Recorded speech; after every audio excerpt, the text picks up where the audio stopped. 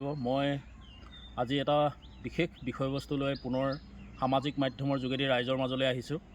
গতিকে বিষয়টো আপোনালোকে কেনে হৈছে নিশ্চিতভাৱে আপোনালোকে বিচাৰ বিবেচনা কৰিব। বিষয়টো হৈছে আলফাৰ ম্যানমাৰ কেম্পত ড্ৰোন আক্ৰমণ।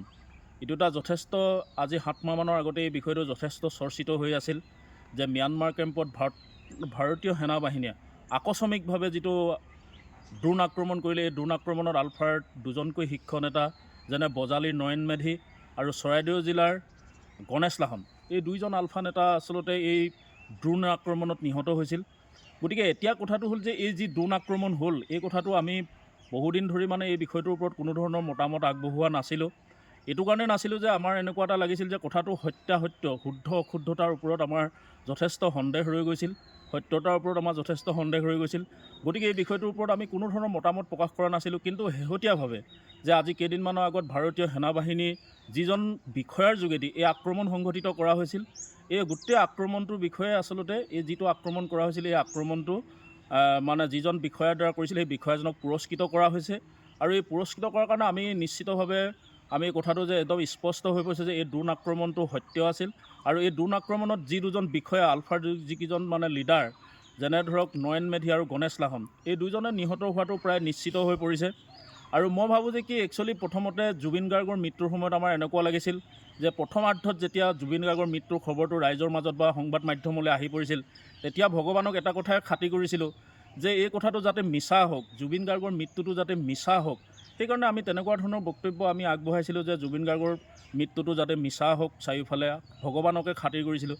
ঠিক তেনেধৰণে আমি যেতিয়া এইটো ম্যানমাৰ কেম্পত ড্ৰোন আক্ৰমণ কৰি যেতিয়া নয়ন মেধি আৰু গণেশ লাহনক হত্যা হ'ল বা গণেশ লাহনৰ মৃত্যু হ'ল বুলি আমি শুনিছিলোঁ, তেতিয়াও আমি ভগৱানকে খাতিৰ কৰিছোঁ যে যাতে তেওঁলোকৰ এই মৃত্যু হোৱা বাতৰিটো যাতে মিছা হওক বা ভৱিষ্যতে মিছা বুলি প্ৰতিপন্ন হওক। গতিকে এইটো কথা আমি বহু সময়ত সন্দেহৰ আৱদ্ধত থাকি গৈছিলোঁ যে ঘটনাটো সত্যাসত্যৰ ওপৰত, শুদ্ধ অশুদ্ধতাৰ ওপৰত আমি বহু সময় তেনেকৈ নীৰৱে ৰৈছিলোঁ। কিন্তু এতিয়া সেই সেনাবাহিনী বিষয়াজনক যেতিয়া পুৰস্কৃত কৰিলে, তেতিয়াৰ পৰা আমি স্পষ্ট হৈছোঁ যে ঘটনাটো আচলতে সংঘটিত হোৱাটো সত্য। আৰু মই ক'ব খোজোঁ যে একচুৱেলি তেওঁলোক যিয়ে নহওক, তেওঁলোকৰ পথটো আমি কোনো ধৰণৰ ব্যাখ্যা, তেওঁলোক শুদ্ধ অশুদ্ধ সেই কথাটো বা তেওঁলোকে লোৱা পথটো কিমান গ্ৰহণযোগ্যতা, সেই সম্পৰ্কত কোনো মই ব্যাখ্যা নকৰাকৈ এটা কথা ক'ব বিচাৰোঁ যে তেওঁলোকে জাতিৰ আৰু মাটিৰ কাৰণে যি ত্যাগ কৰি গ'ল, তেওঁলোকে যি মহান অৱদান আগবঢ়াই থৈ গ'ল, বা জাতিৰ কাৰণে বা জাতি ভেটিৰ কাৰণে বা মাটি ভেটিৰ কাৰণে, অসমীয়া জাতিটোৰ কাৰণে বা জাতিটোৰ মুক্তিৰ কাৰণে তেওঁলোকে যি ত্যাগ আগবঢ়াই থৈ গ'ল, সেই ক্ষেত্ৰত আজি তেওঁলোকক আমি মৰণোত্তৰভাৱে হ'লেও মই এই মুহূৰ্তত তেওঁলোকক চেলুট দিছোঁ যে তেওঁলোকে আচলতে এনেকুৱা এটা কথা হৈছে যে আচলতে চৰকাৰেও যদি আমি চাওঁ, তেওঁলোকে মৰ্যাদা সহকাৰে ঘূৰি আহিব পৰাকৈ তেনেকুৱা কোনো ৰাস্তাও তেওঁলোকক দিব পৰা নাই। আৰু এটা কথা ভাবে, তেওঁলোকে নিজেও জানে যে আচলতে এতিয়া আলোচনাৰ নামত যিসকল ঘূৰি আহিল, মূল সুঁতিলৈ ঘূৰি আহিল, আমি তেওঁলোকক নিশ্চিতভাৱে দেখিছোঁ যে তেওঁলোকে যিবিলাক মানুহৰ ঘৰত সংগ্ৰামৰ সময়খিনিত খাইছিলে, যিবিলাক মানুহে তেওঁলোকক সহায় সহযোগিতা কৰিলে, যিবিলাক মানুহে তেওঁলোকক লগ দিছিলে, যিবিলাক মানুহে তেওঁলোকক মৃত্যুৰ পৰা বচাই ৰাখিছিলে, সেই মানুহবিলাককতো তেওঁলোকে এতিয়া পাহৰি থাকিলে। 500 কোটি টকাৰ 5,000 কোটি টকা যি অৰ্থনৈতিক পেকেজ পালে, সেই পেকেজতো তেওঁলোকৰ অকল নিজৰ কিতা বাহিৰেতো এতিয়ালৈকে তেওঁলোকে না শ্বহীদসকলক, না তেওঁলোকে নিৰ্যাতিতসকলক, না ধৰ্ষিতাসকলক তেওঁলোকে কাকোৱেতো এতিয়ালৈকে একো এটা দিব পৰা নাই। গতিকে তেনেকুৱা এটা ৰাস্তাত যদি আজি ধৰি ল'লোঁ বাৰু নয়ন মেধি বা গণেশ লাহন সেইটো যদি আহিল হ'লে, বা তেওঁলোকৰ যদি সেই পথতে থাকিলেন, আজি ৰাইজৰ পৰা নিন্দাৰ সন্মুখীন হ'লেহেঁতেন। আৰু ৰাইজে তেওঁলোকক আজি উপলিঙা কৰিলেন, ৰাইজৰ ওচৰত তেওঁলোকে আস্থা হেৰালেহেঁতেন। কাৰণ তেওঁলোকে যিখন সংগ্ৰাম কৰিছিলে, যাৰ কাৰণে জাতি মাটিৰ কাৰণে যি কাম কৰিছিলে, সেই কামখিনিতো পিছত তেওঁলোকে আলোচনাপন্থীলৈ আহিলে। আলোচনাপন্থী অহাৰ পাছতো তেওঁলোকেতো আজি নিজৰ স্বাৰ্থৰ বাহিৰেতো তেওঁলোকে কোনো ৰাইজৰ কাম কৰা আমি দেখা নাই, বা অসমৰ বিভিন্ন ডাঙৰ ডাঙৰ সমস্যাবিলাকৰ ক্ষেত্ৰতো তেওঁলোকৰ কোনো সৰব ভূমিকা লোৱা আমি নেদেখিলোঁ। গতিকে তেওঁলোকে আচলতে এতিয়া যি ধৰণে তেওঁলোকে জাতিটোক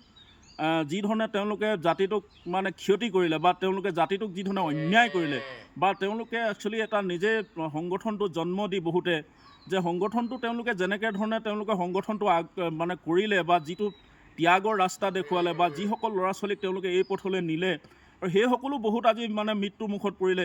আজি সেই তেওঁলোকৰ পিতৃ মাতৃৰ ওচৰলৈতো তেওঁলোকে যাব নোৱাৰে বা নাযায় তেওঁলোক, বা নোযোৱাৰ কাৰণে আচলতে তেওঁলোকে ভাবোঁ যে তেওঁলোকে আচলতে গোটেই যি পথ বা যিটো এটা পৰিৱেশ সৃষ্টি কৰিলে তেওঁলোকে আলোচনাৰ নামত বা তেওঁলোকে ঘূৰি অহাৰ নামত, কিন্তু এই পথটো যদি আজি এটা গ্ৰহণযোগ্য পথ নহয়, তেওঁলোকে মৰ্যাদা সহকাৰে ঘূৰি আহিব পৰা যিটো পথ, এই পথটো আজি চৰকাৰে তেওঁলোকক কৰি দিব পৰা নাই, যাৰ কাৰণে তেওঁলোকে যি জেগাত আছে বা য'তেই তেওঁলোক আছে তাতেই থাকিবলগীয়া হ'ল, আৰু যাৰ কাৰণে তেওঁলোকে আচলতে এতিয়া ড্ৰোন আক্ৰমণত তেওঁলোক নিহত হ'বলগীয়া হ'ল। গতিকে মই আৰু এটা কথা কওঁ যে ভাৰতবৰ্ষৰ এতিয়া টেকন'লজিৰ ক্ষেত্ৰত বহুত আগবাঢ়িছে। আপোনালোকে জানে যে এই যিটো ড্ৰোন আক্ৰমণ বা মিছাইল আক্ৰমণৰ যিটো এই আক্ৰমণটো আচলতে প্ৰথমতে আমেৰিকা যুক্তৰাষ্ট্ৰই ব্যৱহাৰ কৰিছিলে। আমি সকলোৱে জানো যে লাডেনে এবাৰ আফগানিস্তানৰ টেৰাবুৰা পৰ্বতৰ এটা গুহাত সোমাই আছিলে। তেতিয়া সেই গুহাত সোমাই থাকোঁতে তেওঁ কিছুমান বিশ্বস্ত অনুগামীসকলে তেওঁৰ মোবাইলেৰে বা ছেটেলাইট ফোনেৰে যোগাযোগ কৰি আছিলে। তেতিয়া আকাশমাৰ্গতে মানে আচলতে মাৰ্কিন চোৱাংচোৱাই আকাশমাৰ্গতে তেওঁ মানে আচলতে য'ৰ পৰা তেওঁ মানে আপোনাৰ মোবাইল বা ছেটেলাইট ফোনে কল কৰি আছে সেই লোকেশ্যনটো সংগ্ৰহ কৰি প্ৰায় কেইটামান ছেকেণ্ডৰ ভিতৰতে সেই গুহাটোলৈ এটা মিছাইল মাৰি দিছিলে। সৌভাগ্যক্ৰমে যেনিবা লাডেন বাচি গ'ল। গতিকে ইয়াৰ পাছতো মানে বাগদাগী, আমি সকলোৱে জানো যে আইচিছৰ মুৰব্বী বাগদাগীকো ঠিক মানে আপোনাৰ তেনেকৈ ড্ৰোন আক্ৰমণ বা মিছাইল আক্ৰমণে আমেৰিকা যুক্তৰাষ্ট্ৰই হত্যা কৰিছে। আনহাতে ইৰাকৰ এজন মানে সামৰিক বিষয়া, আমি সকলোৱে জানো যে মহম্মদ চুলেমান আলীয়ে ৰাজপথেদি এটা কনভয় লৈ গৈ থকা অৱস্থাত মাৰ্কিন বাহিনীয়ে তেওঁকো মানে ৰাজপথতে মিছাইল মাৰি হত্যা কৰিছে। গতিকে মই ভাবোঁ যে শেহতীয়াভাৱে যিহেতু পেহেলগামৰ নৰসংহাৰৰ পাছত ভাৰত পাকিস্তানৰ যি যুদ্ধ হৈছিলে, এই যুদ্ধত কিন্তু ভাৰতে এই অস্ত্ৰ ব্যৱহাৰ কৰিছে, কিন্তু তেওঁলোকে মিছাইলেৰে তেওঁলোকে লক্ষ্যস্থানত মিছাইলে আকাশমাৰ্গৰ পৰা তেওঁলোকে ছেটেলাইটেৰে তেওঁলোকে মানে আচলতে তথ্য সংগ্ৰহ কৰি থাকে বা নিৰীক্ষণ কৰি থাকে বহু সময় ধৰি। নিৰীক্ষণ কৰি থকাৰ পিছত কিন্তু তেওঁলোকৰ যেতিয়া মানে আকৌ ছেটেলাইটৰ যোগেদি বা তেওঁলোকে মিছাইলে সেই লক্ষ্যস্থানত তেওঁলোকে এটেক কৰে। এতিয়া মই ভাবোঁ যে কি এই যিটো ঘটনা ঘটিলে, এই ঘটনাটো মানে তেনেকুৱা এটা আক্ৰমণৰ অংশবিশেষ, যি আক্ৰমণত আচলতে ম্যানমাৰ কেম্পত আলফাৰ শীৰ্ষ নেতা নয়ন মেধি আৰু আপোনাৰ গণেশ লাহন নিহত হয়, আৰু এইটো এটা খুব দুখজনক ঘটনা। মই এতিয়াও ভাবোঁ যে আচলতে বিদ্ৰোহী পক্ষই আজি সাৱধান হোৱা উচিত যে তেওঁলোকৰ আজিকালি ভাৰত ৰাষ্ট্ৰই যিবিলাক টেকন'লজি বা তেওঁলোকে যিবিলাক মাৰ্কিন যুক্তৰাষ্ট্ৰৰ দৰে বা মাৰ্কিন বাহিনীৰ দৰে যিবিলাক অত্যাধুনিক তেওঁলোকে মানে ব্যৱহাৰ কৰিছে, অত্যাধুনিক তেওঁলোকে কৌশল ব্যৱহাৰ কৰিছে বা অত্যাধুনিক মানে বস্তু ব্যৱহাৰ কৰিছে, অত্যাধুনিক হাল হাথিয়াৰ ব্যৱহাৰ কৰিছে, এই ক্ষেত্ৰত কিন্তু তেওঁলোক আচলতে কোনোৱে আজি নিৰাপদ নহয়। আকাশমাৰ্গৰ পৰা তেওঁলোকে ছেটেলাইটে প্ৰথমতে আচলতে লক্ষ্যস্থানটো তেওঁলোকে থিৰ কৰে বা তেওঁলোকে যিজনৰ ওপৰত আক্ৰমণ কৰিব সেই আক্ৰমণজনৰ মানে গতিবিধি নিৰীক্ষণ কৰি থাকে, তাৰপিছত তেওঁলোকে মিছাইলেৰে বা ড্ৰোনেৰে একদম সঠিক লক্ষ্যত আঘাত কৰে। গতিকে এইটো এটা ভাৰত চৰকাৰ বা ভাৰতীয় সেনাবাহিনীয়ে নতুনকৈ শক্তি সঞ্চয় কৰিছে। এই শক্তিয়ে একচুৱেলি মই ভাবোঁ যে কি যিকোনো ধৰণৰ লক্ষ্যস্থানতে তেওঁলোকে আক্ৰমণ কৰি তেওঁলোক সফল হ'ব পৰা তেওঁলোকৰ সকলো ধৰণৰ তেওঁলোকে শক্তি সঞ্চয় কৰিছে।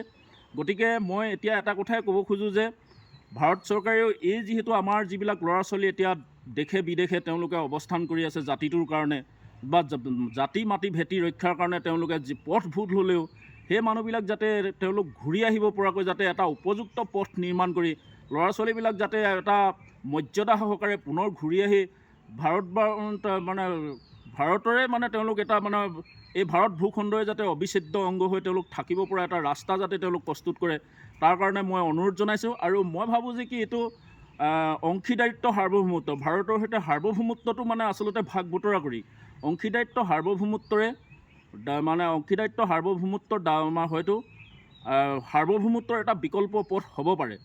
অংশীদাৰিত্ব সাৰ্বভৌমত্বৰ এটা বিকল্প পথ হ'ব পাৰে। গতিকে মই কওঁ যে ভাৰত চৰকাৰে এই যিবিলাক মানে বিদ্ৰোহী তেওঁলোকে মানে আপোনাৰ বহিৰাষ্ট্ৰত গৈ আছেগৈ বা তেওঁলোক বিভিন্ন ধৰণে তেওঁলোকৰ এটা পন্থা বা তেওঁলোকে অসমৰ উন্নতিৰ কাৰণে বা অসমীয়া জাতি ভেটিৰ মুক্তিৰ কাৰণে যি কাম কৰি আছে, তেওঁলোকক আচলতে এনেধৰণৰ হত্যাৰ পৰিৱৰ্তে তেওঁলোকক মূল সুঁতিলৈ ঘূৰাই আনি যাতে তেওঁলোক মানে আপোনাৰ অসমৰ উন্নয়ন প্ৰক্ৰিয়াটো বা ভাৰতৰ ভিতৰতে থাকি যাতে জাতীয় বিকাশ প্ৰাপ্তিৰ কাৰণে তেওঁলোকে কাম কৰিব পাৰে, তাৰ কাৰণে মই ভাৰত চৰকাৰকো এই মুহূৰ্তত অনুৰোধ জনালোঁ।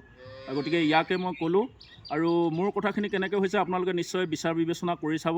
মই ইয়াকে ক'লোঁ আৰু ইয়াকে কৈ মোৰ বক্তব্য সামৰণি মাৰিছোঁ। জয় আই অসম।